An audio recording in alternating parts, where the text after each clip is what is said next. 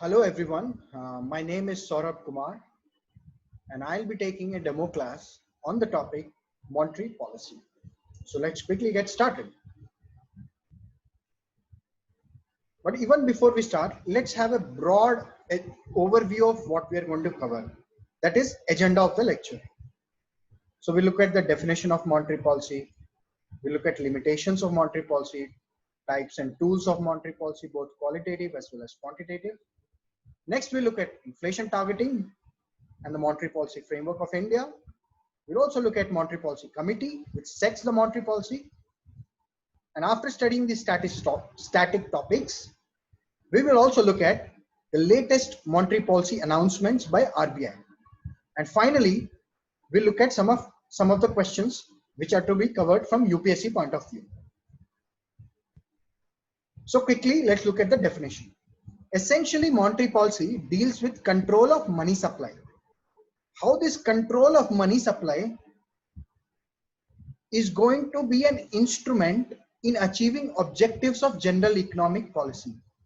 Now, what could be the objectives of general economic policy? It could be either growth, or it could be price stability, that is inflation. It could be exchange rate stability.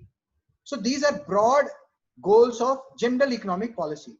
Now, how this control of supply of money will help in achieving those goals, that is the area which monetary policy deals with. On the other hand, fiscal policy, it deals expenditure and revenue of the government, for example budget, tax, so on and so forth, and therefore it is decided by the government. Whereas monetary policy deals with money supply in the economy, that is liquidity in the economy, and that's why it is decided by central bank. And India, RBI is the central bank, therefore RBI Act 1934 gives RBI the legislative mandate to operate the monetary policy framework in the country. So now that we have looked at definition of monetary policy, let us look at some of the limitations of monetary policy.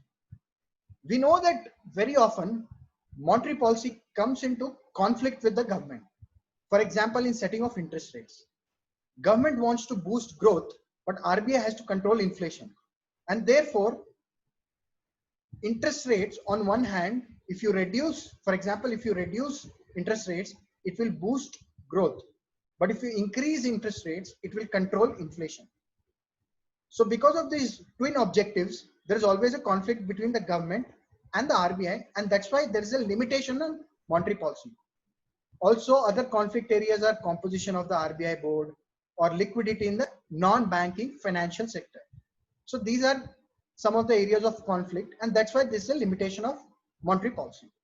Next, monetary policy takes about 18 months, which is a long time for its full effect to happen, and that's a huge limitation of monetary policy, because in those 18 months situation can change dramatically, and it's also very difficult to predict what will happen in those 18 months.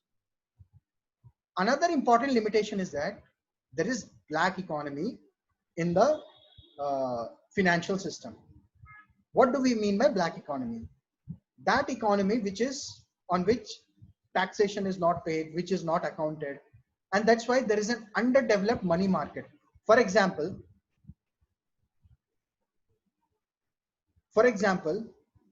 in rural areas, you will see that many poor people, they borrow money from money lenders, and in such kind of a system, you cannot expect monetary policy to have its effect, because it is not linked to the organized banking system or the organized financial system of the economy.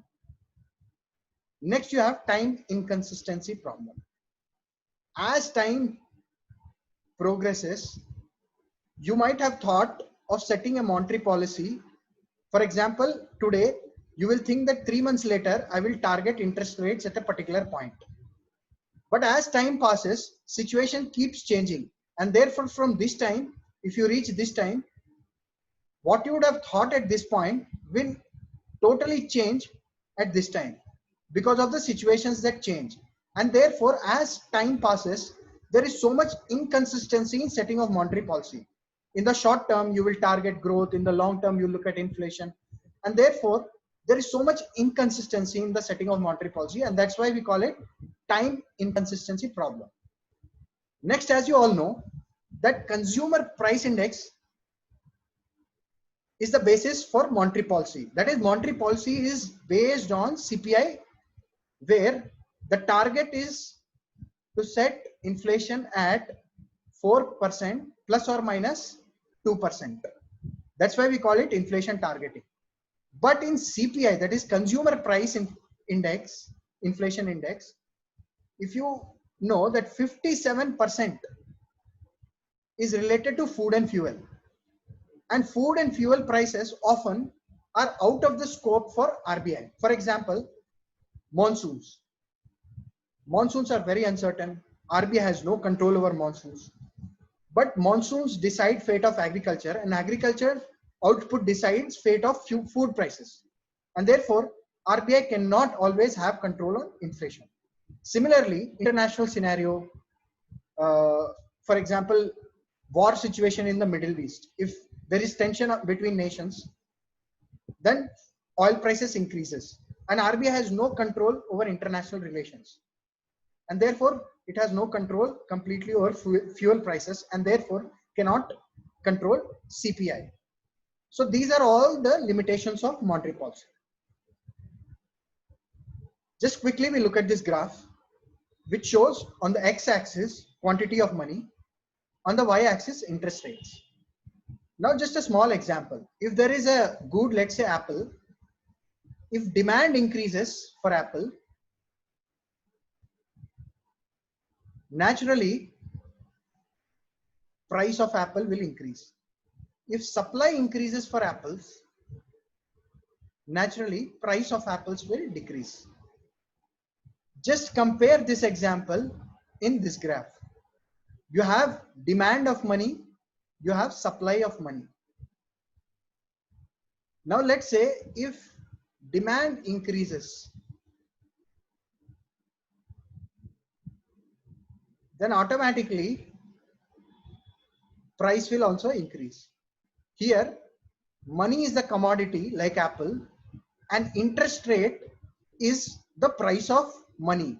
Just like price of an apple can be compared with interest rate for money, because interest rate is the price that we pay for having money, and therefore if demand of money is very high, interest rates increase, and if supply of money increases, then with the same demand curve, interest rates will decrease. So RBI essentially controls this money supply. It can either decrease money supply, it can increase money supply, and therefore affect the interest rates.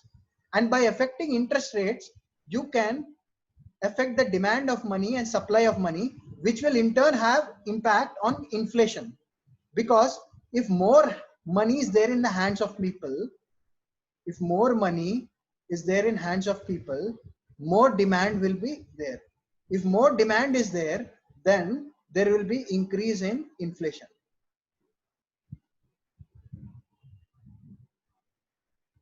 Therefore, by controlling demand and supply of money, you can control inflation. The same thing was there in this graph. For example, money supply, money demand. This is the interest rates. But if money demand increases, then new interest rate will be here. And if money supply increases, new interest rates will be here. So this is an important, these were two graphs which are showing you money supply, money demand, and interest rates. So these are broadly the areas of monetary policy. But then now let's come to what are the types of monetary policy. Essentially, there are three categories and two types within each category: expansionary versus contractionary, counter-cyclical versus pro-cyclical, and three, rule-based versus discretionary-based. We'll look at each one of these in detail. First, expansionary monetary policy. Here, it is also called easy monetary policy because the goal is to encourage spending on goods and services, and that is by increasing supply of credit. If we increase the amount of money, then naturally here consumption will also increase. If money supply is increased in the economy, consumption will also increase. And that's why we called it expansionary monetary policy. So it is done by three methods. One is lowering policy rates, lowering reserve requirements, and purchasing government securities. For example, let's come to the first method, lowering of policy rates. If we lower interest rates, naturally demand of money will increase. And if more money is there in hands of people, they will have more money to spend. That's how, if policy rates decrease, interest rates will decrease. And if interest rates decrease, more money will be supplied in the economy. And if more money is in the hands of people, consumption will increase. And that's why I call it expansionary monetary policy. Number two, lowering reserve requirements. Essentially, it is linked to how much of your deposits will have to be either kept with RBI, which is called CRR, and how much of the deposits will have to be kept in liquidity form, which is called SLR. So if you lower the CRR and SLR, that much more money will be there to lend in the economy. If we lower CRR and SLR, which are nothing but reserve requirements, to that extent, money supply in the economy will increase, and therefore more consumption and more expansion of money, and that's why expansionary monetary policy. Third is by purchasing government securities. For example, this is RBI and this is, let's say, market. If RBI purchases government securities, since it is purchasing, it will infuse money. It has to pay for these securities. It will infuse liquidity in the system. If it infuses liquidity in the market, naturally more money is there in the market. Money expands. And since money expands, it's called expansionary monetary policy. So these were the three methods by which expansionary monetary policy is carried out. Now, just the opposite of expansionary monetary policy is the contractionary monetary policy. In expansionary monetary policy, we try to increase. In expansionary monetary policy, we increased money supply. In contractionary monetary policy, we are going to contract money supply, which is decrease money supply into the market. So whatever we did there, we are going to do just reverse of that. There we decreased policy rates. Here we are going to increase policy rates. If we increase policy rates, naturally interest rates will come down. If we increase policy rates, interest rates will also, increase. Interest rates will increase. And if interest rates increase, naturally demand of money will decrease, and therefore there is contraction of monetary policy. Similarly, if you increase reserve requirements, to that extent, you will have lesser money available for lending purposes, and therefore money supply will also decrease in the economy. And hence, since money supply decreases, or in other words contracts, it's called contractionary monetary policy. When we expanded money supply, we purchased government securities, but here we are going to sell government securities. For example, RBI, and there is market. RBI is going to sell government securities, and since it sells government securities, in return it's going to take out liquidity from the market. Because if from the market, if players buy government securities, they will have to pay for it, and that's why money flows out of the economy. And in other words, the supply here gets contracted, and that's why it's called contractionary monetary policy. So these two methods, expansionary monetary policy and contractionary monetary policy, these are very important, but they're opposite of each other. Next category is counter-cyclical and pro-cyclical. If you look at the words counter-cyclical, There are business cycles. For example, boom. For example, recession. Again, boom. So these are like business cycles. Now what RBI does is, when there is boom period, it follows it follows counter cyclical policy. That is, it decreases money supply. If it decreases money supply, this boom will also reduce. And when there is recession, it will increase money supply. If it increases money supply, more economic activity, and therefore the recession curve will also reduce, and therefore the curve will smoothen and you will have more stability. On the other hand, if there is pro-cyclical monetary policy, for example, if there is boom period, RBI, instead of decreasing money supply, it increases money supply. So what will happen? If there is boom, there will be more boom. If there is recession, there will be more recession. So this goes along with the cyclical business cycles, whereas this goes counter to the business cycles. So this is one more category of monetary policy differentiation. Next, we have rule-based versus discretion-based. In rule-based, essentially, you have predetermined norms and standards where central bank authority cannot use their discretion. For example, when there is inflation targeting, there is a fixed target for RBI. That is, CPI should be 4 plus or minus 2%, plus or minus 2%. That is between 2% to 6%. So RBI cannot use much discretion. It has to be based on this rule. That's why it's called, it is predetermined norms or standards, and therefore discretion is low. Whereas in discretionary monetary policy, central bank has greater autonomy where they can use their own judgment. So these were types of monetary policy. Now we'll look at quantitative tools of credit control. First, there is bank rate. Bank rate is the rate at which central bank discounts the bills of commercial banks. This is more to do with long-term policy rates. So based on these rates, other interest rates are also set.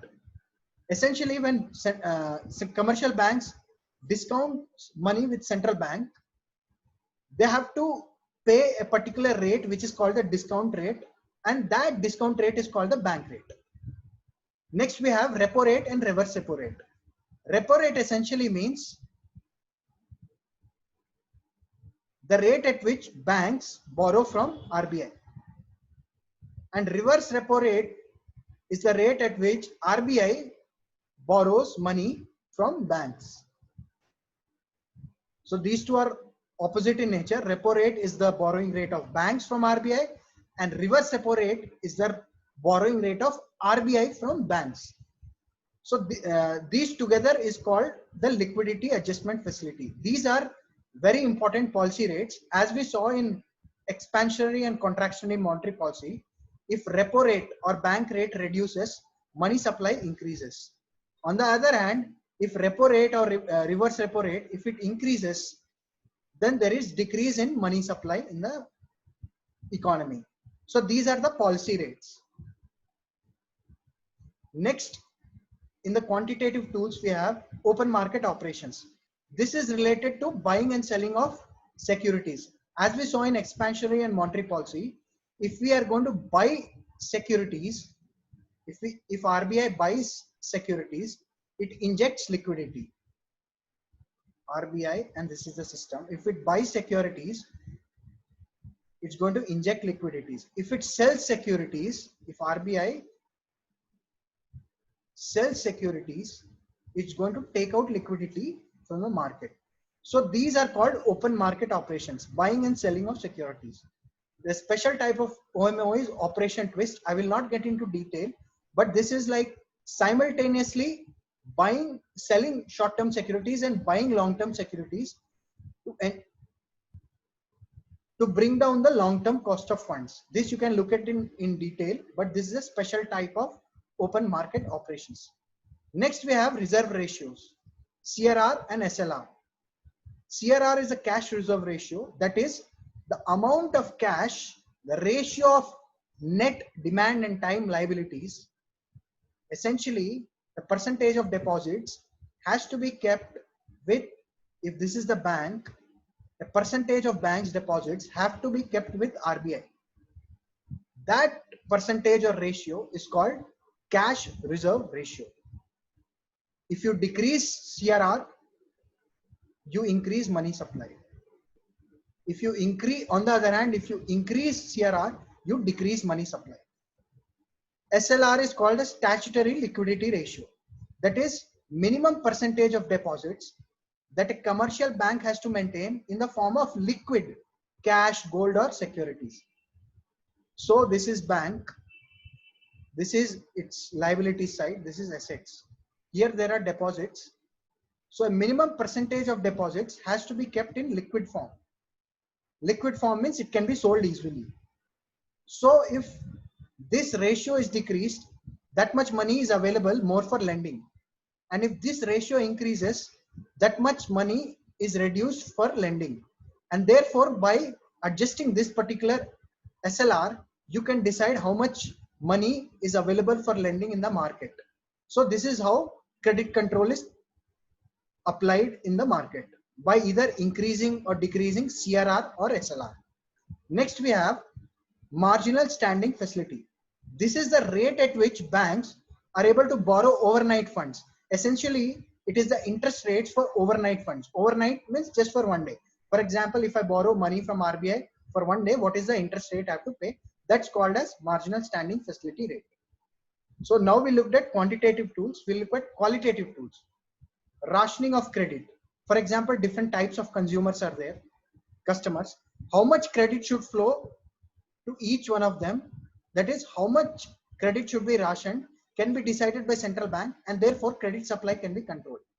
Margin requirements.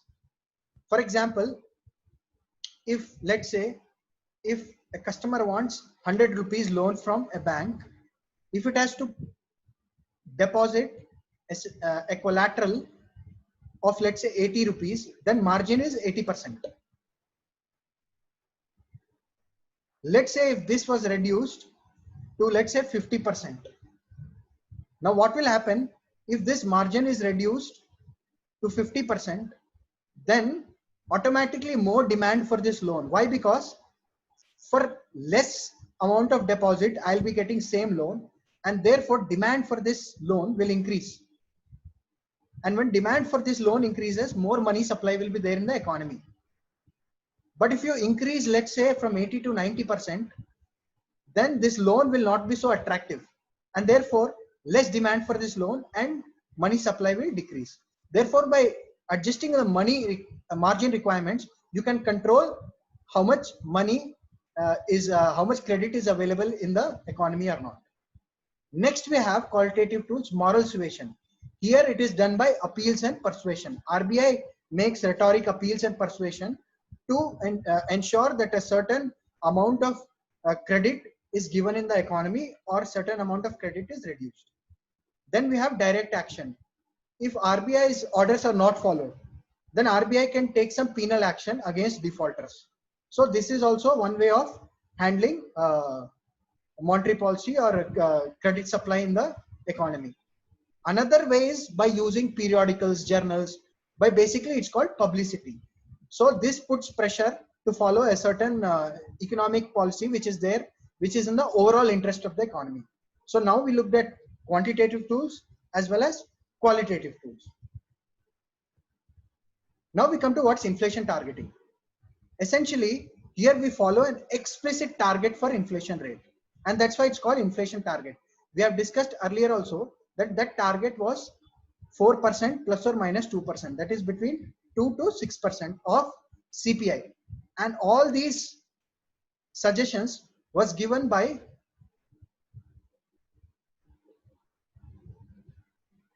Urjit Patel committee in the year 2014, and from that time CPI has been the nominal anchor for monetary policy framework, and the target has been set at 4% plus or minus 2%.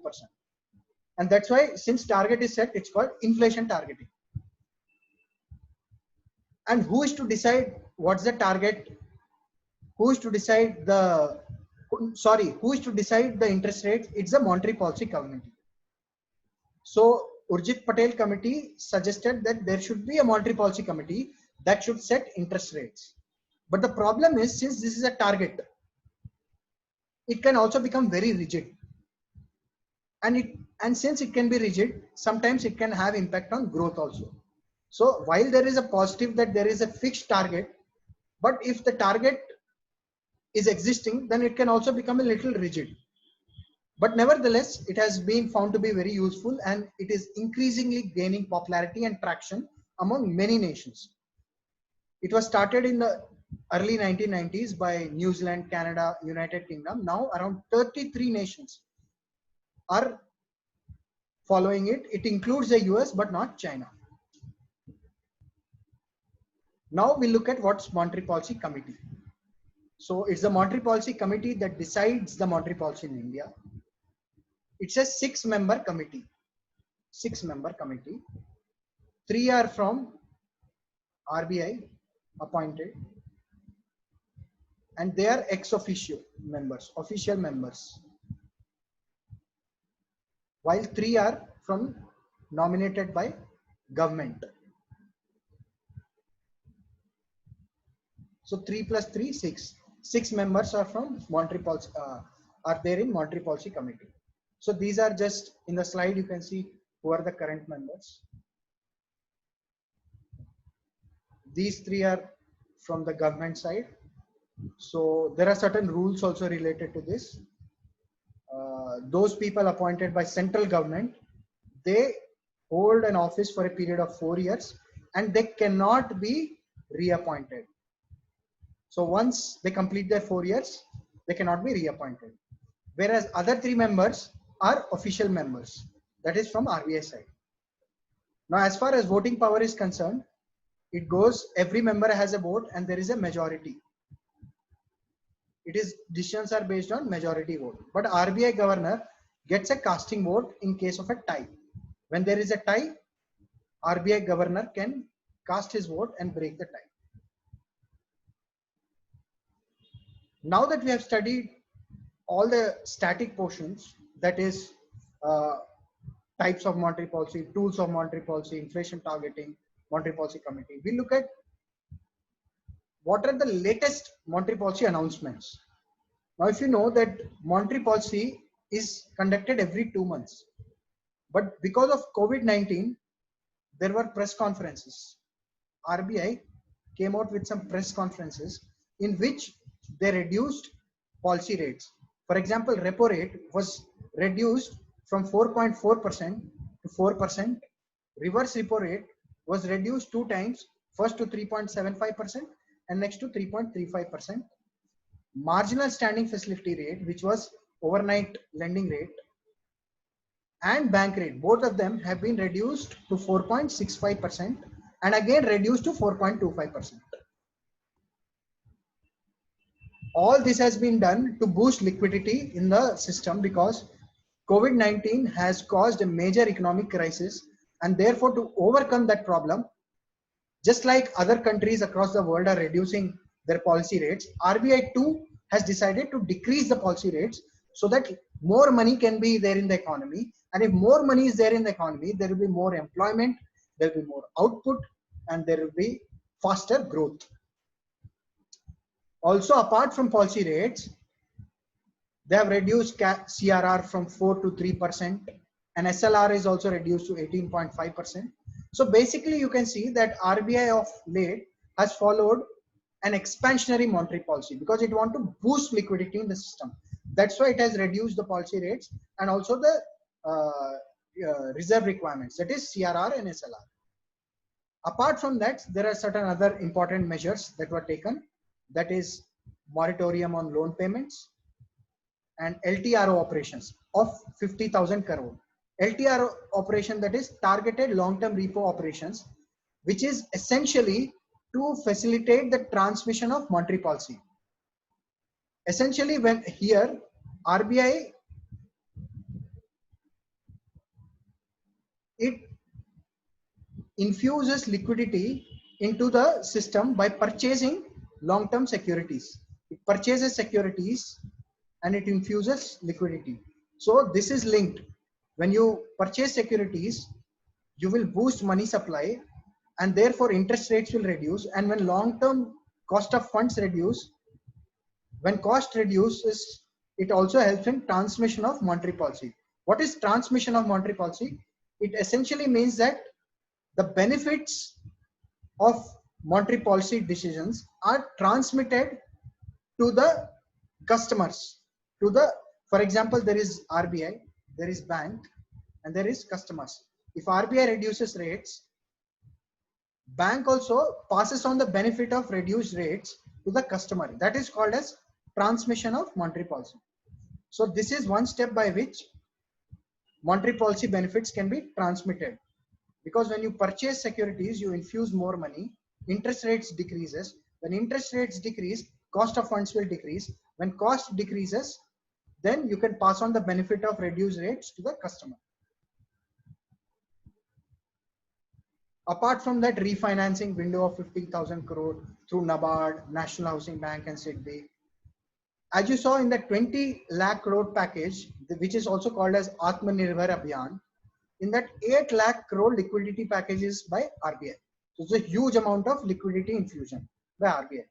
What will all these measures have an impact on, let's say, common man, you and me? If you have EMIs on various loans, or home loan, auto loan, personal loan, that will reduce because policy rates are reducing. So when transmission of those benefit happens, EMIs will also reduce. Also, it will prompt banks to make funds available for productive sectors, because now interest rates are reducing. Let's say reverse repo rate has reduced. So you're getting only 3.575% if you park your money in the reverse repo rate window, which is very low. So if interest rates are very low, that money, instead of putting in with RBI, that will be available for productive sectors in the economy. So this is also one way of ensuring that more money is there in the economy. So now that we have looked broadly many aspects of monetary policy, let's look at some question. One question from prelims. Which of these measures would be expansionary in nature? That is, which will increase money supply? Cut in CRR, yes. If you cut policy rates, money will increase. Increase in SLR, no. If you increase reserve requirements, money supply will decrease. So this is wrong. Increase in MSF, no, because you're increasing rates. So automatically this option is also wrong. LTRO operations, yes, it reduces interest rates. And decrease in bank rate, yes. If you decrease rates, liquidity will increase. So this is the right option. Increase in marginal requirements, no. It will decrease the money supply. Only if you decrease margin requirements, you will increase money supply. So this is also wrong. So this is the right answer. Next, these are some mains oriented questions. Are the recent monetary policy announcements by RBI sufficient to put economy on growth trajectory? Critically analyze the limitations of monetary policy. So here, first you tell what are the monetary policy announcements. That's the first thing in the answer. Whether it is sufficient, analyze. To an extent, it is sufficient because there is, you can take help of all those measures that you have written and say that by providing more liquidity, by cutting interest rates, it will help businesses, SMEs too. But at the same time, this slowdown or this economic crisis is caused by COVID, and therefore RBI has no control over this COVID-19, how much time it will be there, because it also depends on the creation of vaccine, and therefore these are some of the limitations. Also, we studied what are the limitations of monetary policy, so you can link those limitations with this particular answer and complete the answer of this particular question. Next question is related to inflation targeting. Has it led to a paradigm shift in inflation numbers? To an extent, yes, because 6-7 years back, inflation was in double digits. 6-7 years back, inflation was in double digits, 11%, 12%. Now inflation CPI is around 4 to 6%. So roughly it is within the target. So it has led to a paradigm shift. Is it impacting India's growth story in the long run? given its frequent conflict with government expectation. So for this, you can cite areas where government is in conflict with RBI. For example, government wants RBI to cut interest rates to boost growth. But RBI also looks at inflation and does not cut interest rates to the extent government proposes.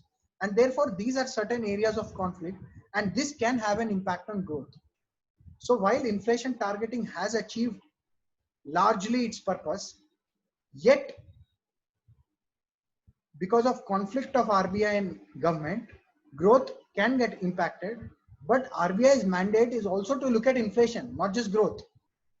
So therefore, you have to say that while setting of monetary policy interest rates, a proper balancing act has to be done between the objectives of growth on one hand and between the objectives of price stability on the other hand. So these were broadly the questions both from PT and mains perspective.